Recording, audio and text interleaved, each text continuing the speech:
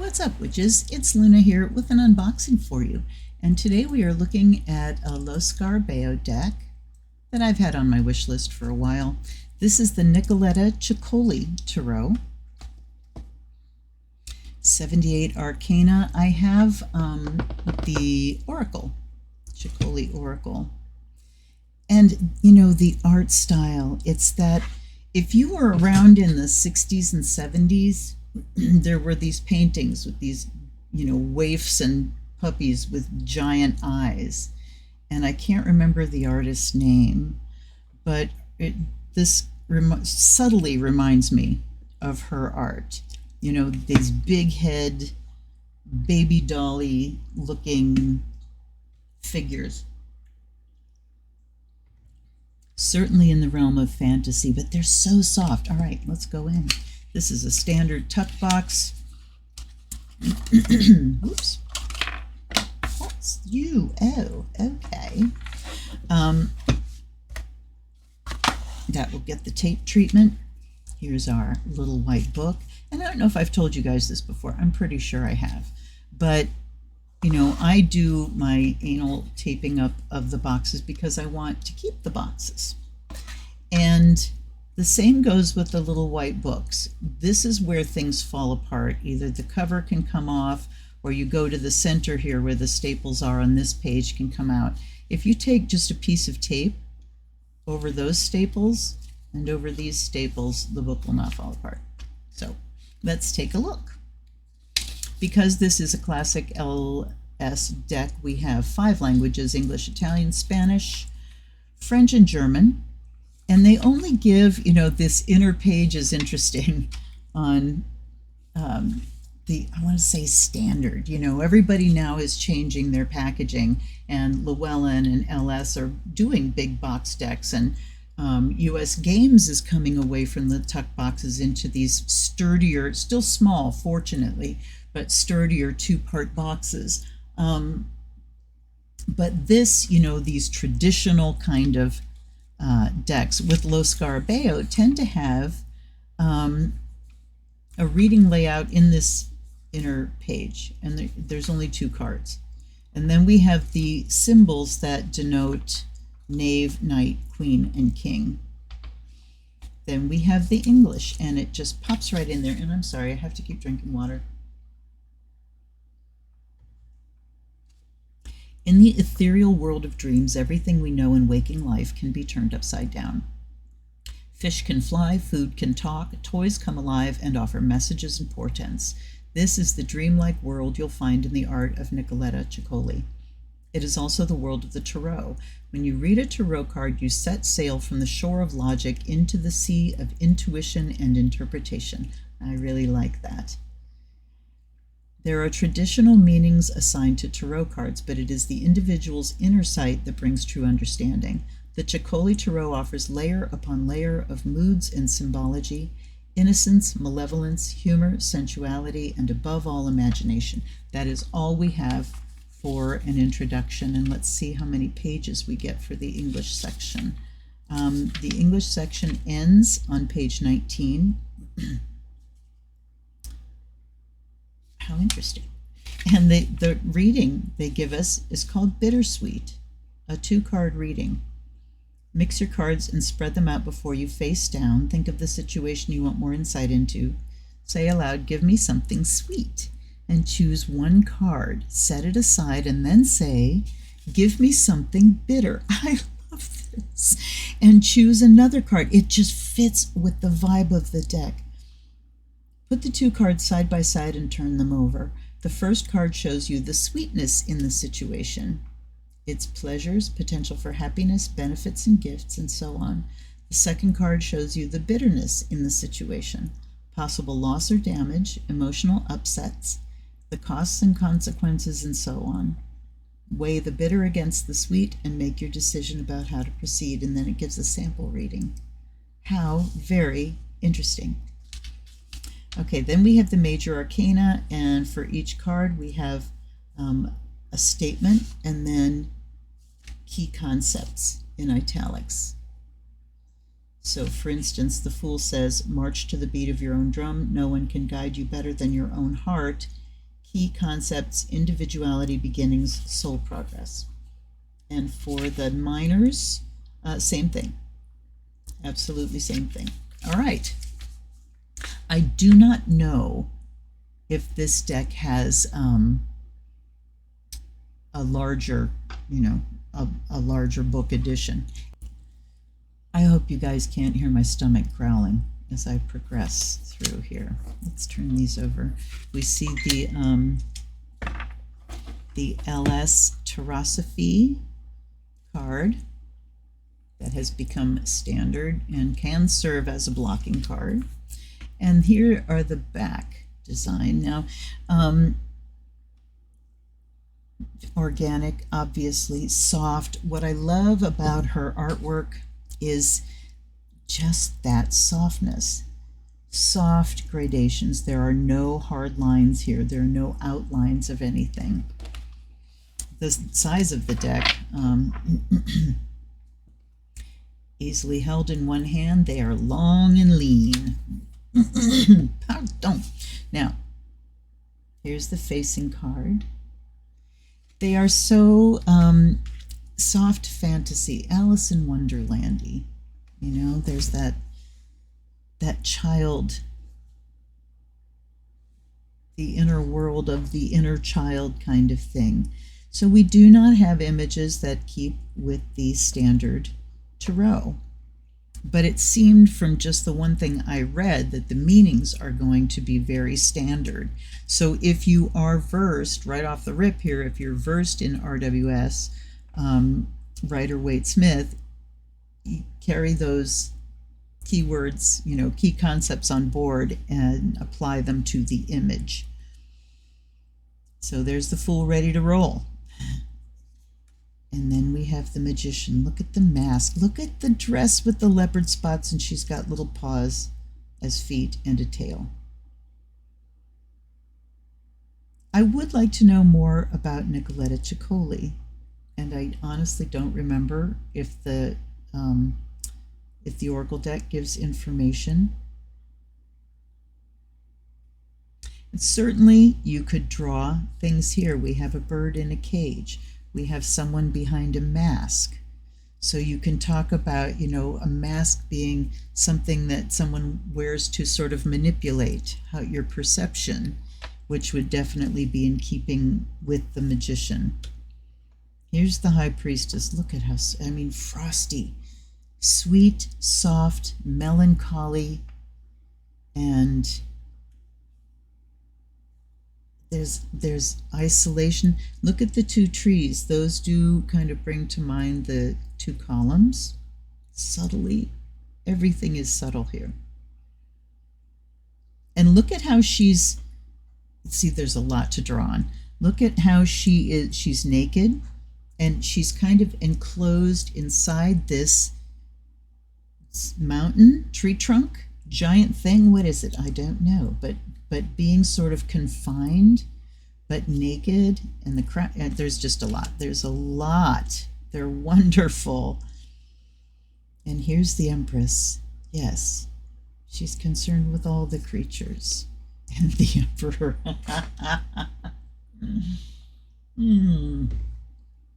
There's our little Napoleon. Well, he is king of all he surveys, right? And here's the Hierophant. Look at the monkey. Oh my God. So here we do have an image that's recognizable.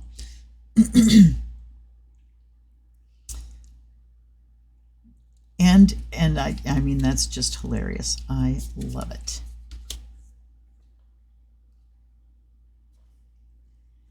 The 6. So here we have the Lover's card.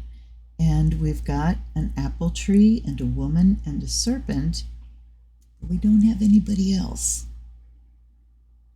Very interesting. I mean, she certainly looks like she loves herself. And here's the Chariot. This image just zips me back to this set of books we had called Childcraft books, and they had these books of, early childhood poems and stuff, and the artwork that was there. Wow. Big memory flash. Strength. So is this strength or justice? I'm going to set that aside until we get to the other one. There's the Hermit with the light in the hand, kind of looking like a snail. But the smaller one, interesting. Here's the Wheel of Fortune. Look at that. Oh my goodness. I love the combination, the juxtaposition of this soft, sweet, and grim at the same time. All right, so here, St. George and the Dragon. I would call this Strength and this Justice. I was going to just go straight for the book, but then I thought, I want to see if it's obvious, if we can suss it out ourselves. So 8, yes, the 8 card is Justice.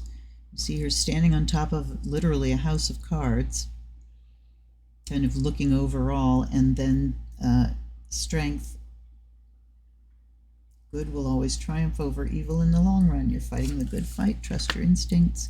Okay.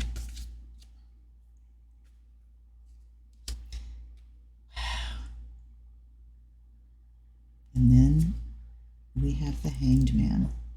But it's 2 people. And they do call them in the book, we do have the same names. There are no name changes. But that, image-wise, would be totally unrecognizable as the Hanged Man. But what a great image. Wow. Okay. Then we have Death. Look at the little gnomes. That's Snow White and the 7 Dwarfs. Look at the poison apple.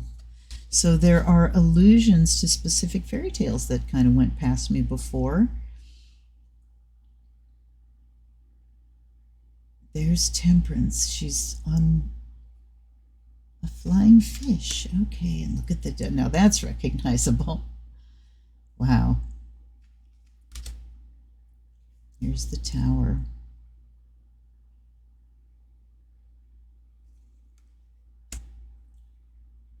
And the Star. Such wonderful images, the light and the softness, and here's the Moon. Oh, I love this card. I adore this card. This reminds me, there is a piece of music called La Petite Fille de la Mer by Vangelis, and it is the soundtrack to this card. If I think about it, I'll link it below, or I'll put it, in the description so you can look it up. And here's the sun. Look at the bees and the honeycombs. And Judgment. Look at, or not, yeah, Judgment. Look at this. Wow. Sprouting out of the middle of the center of a labyrinth. It's just wowie. And then we have the World. What a twist on that, too.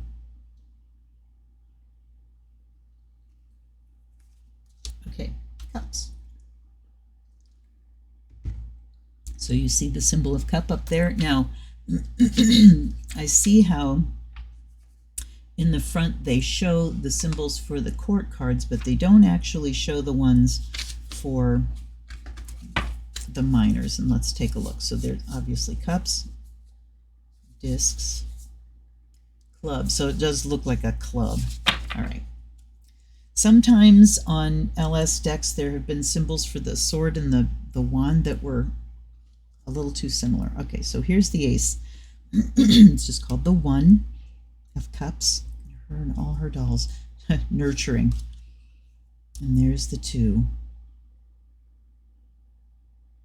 Hello, twins from The Shining. 3. Oh, look. So much joy. In this very highly specific style, she really does have full expression of things that are grim and scary and joyful, and it is very expressive. Wow.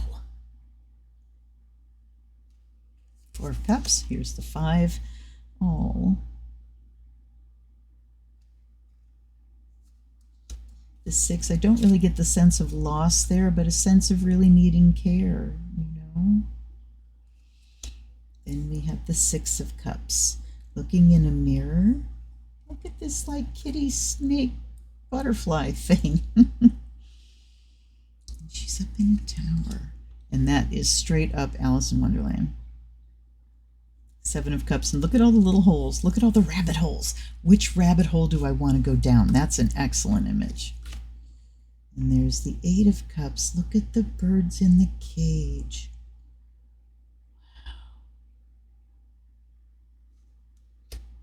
Wow. 9. There's the wish card. And the 10. You know, toys and everything, but I don't see joy in that one, that's for sure. Here is the, what do we call them?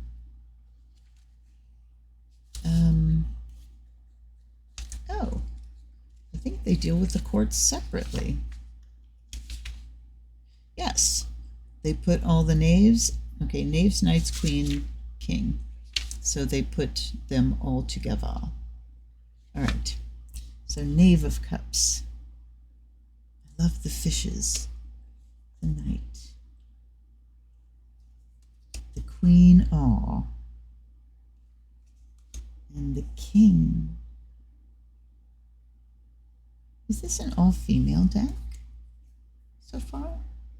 No. But the Hierophant was a monkey. No, I've seen men. There's the Ace of Pentacles. Look at her, nice and round. And the 2 juggling. Losing her head. The 3. Alice in Wonderland again. Let's do some mushrooms, baby.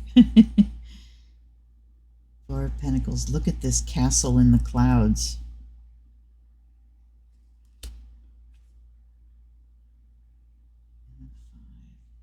That looks like, is that a bird? Like piercing her chest. And these birds in her hair. Wow. The 6. Such interesting images. She's holding the long, long tails of all these rats. The 7 of Coins. Spider in a web. Very, very interesting. Here's the 8. Apprenticeship. So that kind of training. I want to go back and look up this 7 of Coins. Because if you do have that standard context in your head, you can kind of look at this and think, you know, review, replanning, harvesting, consequences, you know, that kind of stuff. But this image really shows me something different. Take your time to create something you can be proud of. Excellence takes time. Hold true to your vision of what you will achieve with patience. Now, that absolutely is descriptive of the original. The key concepts are attention to detail, planning ahead, and perseverance. Okay, well, you use those things to build a web. All right. And then we have the 9, Solitude, the woman with her bird. And the 10. There's the Page of Discs or Pentacles. Do they say Pentacles or Discs? And the Knight. And the Queen. Look how sweet. Very candy colored, but a slightly gray tinged candy color. And that's a pretty good description of just the art style to begin with. And there's the King. All right, Ace of Wands with her salamander. And the 2.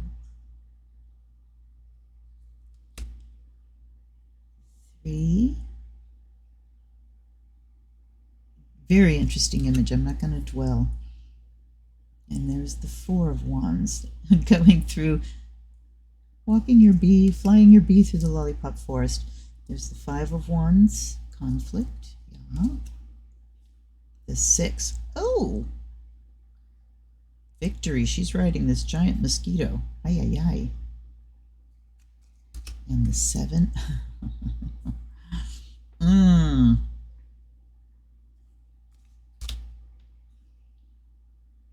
The 8, she's got all these little fireflies on tethers. The 9 of Wands, rest, retreat, protection, and the 10, oppression. Look at, all the material abundance, but that looks big and heavy. Oh, pardon me, I love this card. Oh my goodness. The Knight, the Queen, and the King. So yes, all main characters in this deck are female. And look at, there's no legs under her dress, just the dragon coming out. Fascinating. Ace of Swords. That's an excellent image. The 3. Oh, look at, she's got a pin stuck right in her chest. There's the 4, rest. So you see, every once in a while, you see little echoes. I'm realizing I'm looking terribly pink today. Sorry. Here's the 5 of Swords. Abuse of power. Yeah, that's a slightly larger knife than necessary. And here's the 6. Look at that. Wow.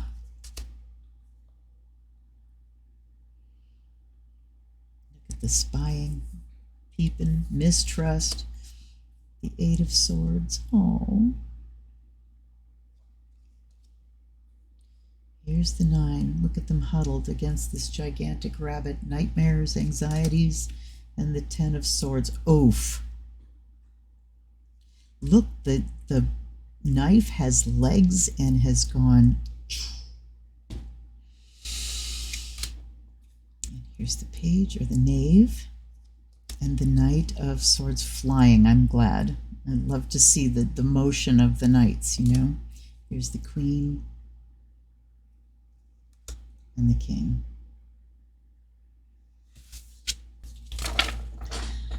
Okay. Let's have a blessing.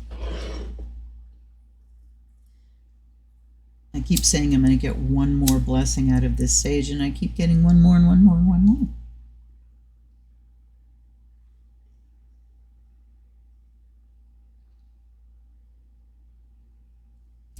All right.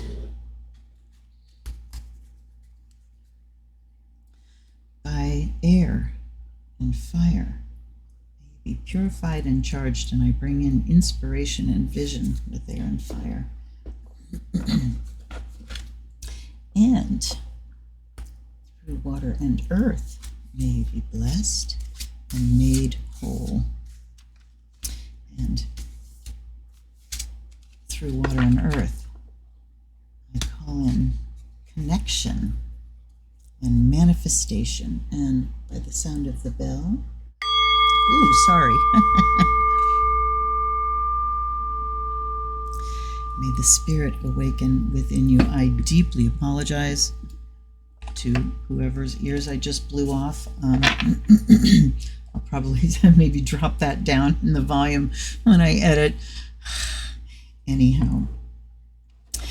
Allies and ancestors, guides and guardians, thank you so much for being here every day, for seeing me through all of everything. And I offer you fresh water and the fire of Azrael, so that we can find true connection, and that I can bring forth some messages that are helpful to my viewers, to you, whoever's watching this, whenever you're watching it. My wish is that you get something that resonates and helps. Insights and resources, that's what I'm after. All right. I want to try this bittersweet one. So, what is our context? They were talking about the situation, framing the situation. So the situation is our time on planet Earth right now for the last years. But particularly the last 7 years or so, where we've had many historical events, many crises, And now in particular, where things are literally heating up. Just beyond. So, where we find ourselves on this planet, I would like something sweet, to know the sweet and the bitter of it. All right, let me focus. This is where we are as spirits, as souls on this planet, and how we respond to these times where things are changing. And I want to take them off the top. Well, they're talking about spreading and picking. All right, so I'm going to split and pick. So, looking towards being effective people in the world, affecting the course of life on earth for the better, for the betterment of all, knowing that when, the only way to make the world a better place is for each individual to make themselves a better person being in it, a better citizen of it. All right, so tell me something sweet. And tell me something bitter. All right. Something sweet is the Star card. Thanks. Thank you. The universe sings its eternal song of hope and beauty. Listen and find your own harmonic place in the cosmos. Key concepts are universal harmony, inspiration, faith. So the sweetness of this time is that we do get a chance to experience our faith.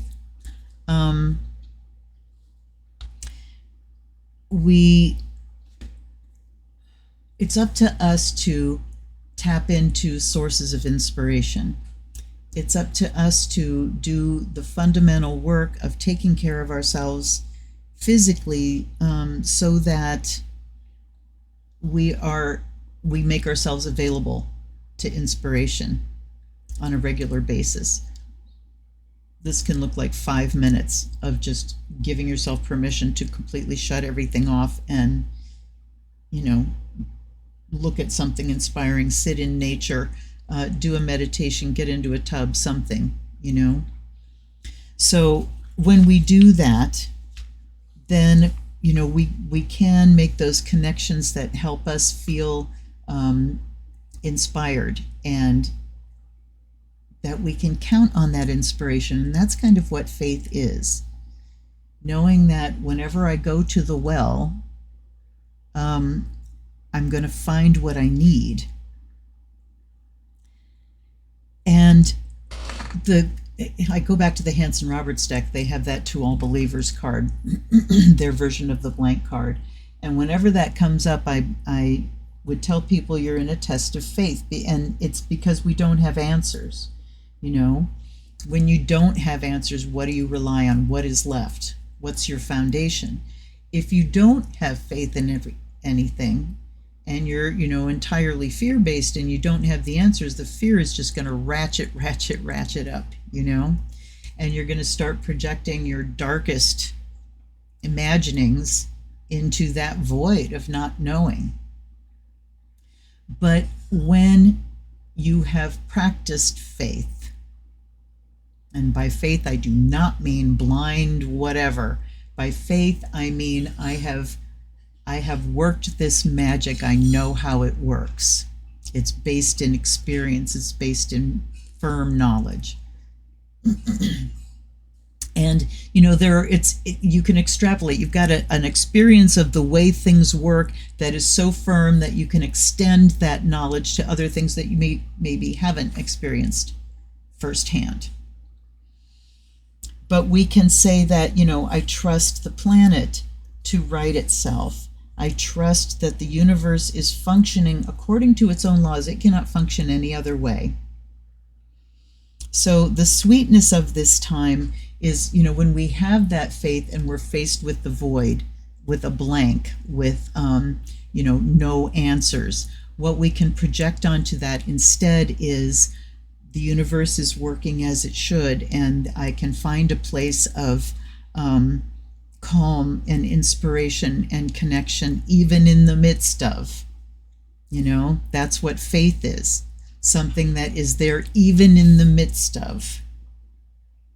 So that's the sweet part here. And if you don't have that faith, that's what the spiritual quest is about. Show everything that is, show me. Show yourself to me so that I can understand how you work. And then start to develop some faith in that system, So, yeah, there's the sweet. And we can practice. We can practice faith. We can get there. If you don't innately have it, you got to work for it. And you can have it if you work for it. Okay. 6 of Cups is the bitter. Look into your deepest memories to remember who you are and what makes you happy. Let others help you find yourself again. So there's this cat holding up a mirror. Key concepts: revisiting the past, childhood memories, and forgiveness. Well, the bitterness here, though, is dwelling on the past. Let's see here. Second card shows the bitterness in the situation, possible loss or damage, emotional upsets, costs and consequences, and so on. Okay, so I'd say the bitterness, first of all, is that we run the risk of losing ourselves, and we go into survival mode to the extent that we don't remember who we are. We are mostly, what we're operating from is the outer shell that's keeping us safe, rather than the inner truth of who we are. So that can be the bitterness. And I would like to take some more. All right. I'm going to reshuffle and take some clarifiers. And I guess we will choose them the same way. I understand the first one. I want clarifiers on the bitter. And I mean, the card itself has its answer. If I look at the more negative, and there are no reversed meanings here, but if you look at the negative side of this, it says, someone help reminding you of who you are. Well, what comes just before that is you have forgotten who you are and you need reminding. So that's the bitter.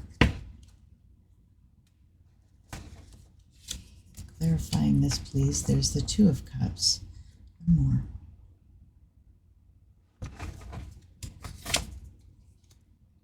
And the Wheel of Fortune. Ooh, okay. So 2 of Cups.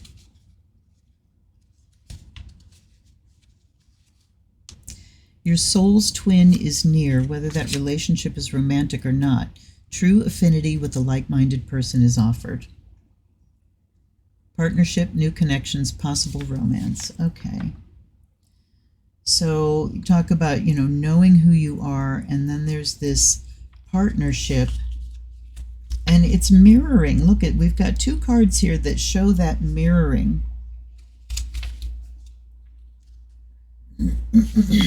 So this can be, losing yourself in circumstances. This can be losing yourself in a partner, becoming like that partner. Oh. Yes, this can talk about groupthink, that we identify, with a group by taking on traits. We fit in with the group by taking on traits so that we look the same as them, and that is like the opposite of true belonging. Here's the Wheel of Fortune, then. We are all at the mercy of fate. Don't struggle against your destiny. As time passes, the situation will improve. Changes in status, luck, the cycles of time. And to me, the 10 of, the Wheel of Fortune always does talk about organic change. This too shall pass. So we have, times at which we are sort of losing our individual identity, or we have to be called home to our soul's identity rather than the group think, rather than I just want to fit in. No, I want to be my unique self and stand out and belong. The first place you belong, the first place of true belonging, is right here. This is where you belong. So do some thinking on that, because I could go for an hour or more. And the Wheel of Fortune says the bitterness too shall pass. So the bitterness of it is, and the bitterness is also, there's no escaping your fate. Things are going to happen the way they happen. We can't circumvent. Certainly big karmic wheels that are set in motion, you're not going to stop those and turn them the other way in an instant. But karma always operates, cause and effect, and when we are dealing with the consequences of things that have been in place for a long, long time, so this is a big wheel that's turning, it takes us becoming aware of what's going on and to, take care of this part, and then look at how we can contribute to the slowing of that wheel and the turning around of things. And this too shall pass. But the sweetness is have hope. We have a chance to connect with spirit. We have a chance to see our lives take on significance, But that significance comes through the everyday, the mundane everyday. All right, there are a couple things that came out of my mouth there that I'm going to have to go back and watch the video to hear what I said, because we'll see. But let me know what you think. This deck, I know that there are, it's such a vibe. I have a friend who's a wonderful artist, and this is so her vibe, and I keep talking to her about when she's going to make a deck. Anyhow, thanks for hanging out with me. Let me bigger myself here. Come on. Oh, for crying out loud. It just wasn't going to let me do the thing. Anyway, thanks for hanging out. I hope to see you soon on a live. And by the way, I have a birthday coming up on August 1st as I shoot this. And there's a wish list below. And there's a lot of decks on that wish list. And if you would like to buy me one of those decks, you get a reading in return. When I unbox the deck, I will do a reading personally for you, and you can send me a question if you want. And if you really get a big bang out of this channel, please hit the like and subscribe, and there's a couple ways to support the channel down below. I appreciate just your well wishes and your energy support as I go through my, eternal chronic stuff. Hopefully I'll see you soon. Take care till then. This is Luna. Blessed be.